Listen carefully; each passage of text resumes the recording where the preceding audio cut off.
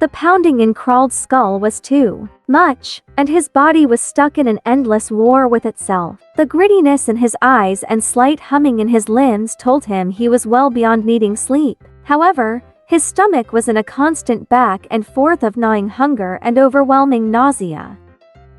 "Good morning," Fixza said brightly. Crald flinched, his stomach sloshing in response. He had to take a few deep breaths before he could respond. "Morning?" There was nothing good about it, so he felt it appropriate to leave that part off. "Here's breakfast," she said, putting a tray on the table next to his bed, "and don't worry, I didn't cook it. Shindra did." "She's still here?" Crald asked, cautiously sitting up and still keeping his head down. He rested it in his hands and fought his stomach down as the scent of potato hash hit his nose.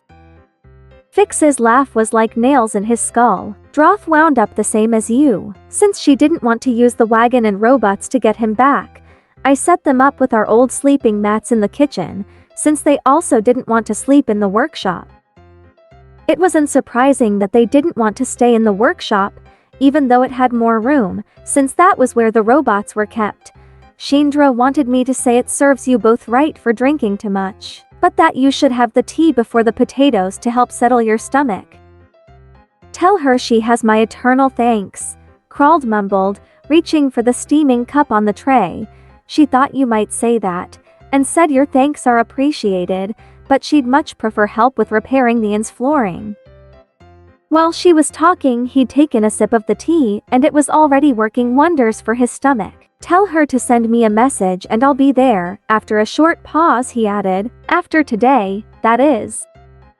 Fix's laugh this time wasn't nearly as bad, and she put a hand on his shoulder. "Well, do eat and rest. Hopefully, you'll feel better soon," she said, giving his shoulder a squeeze then heading out.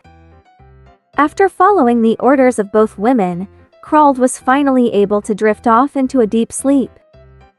Thanks for listening. If you liked the story, don't forget to make some tea for the subscribe button, then put the notification bell on for a nap. Until next time, I hope you all have a great rest of your day or night. See you later.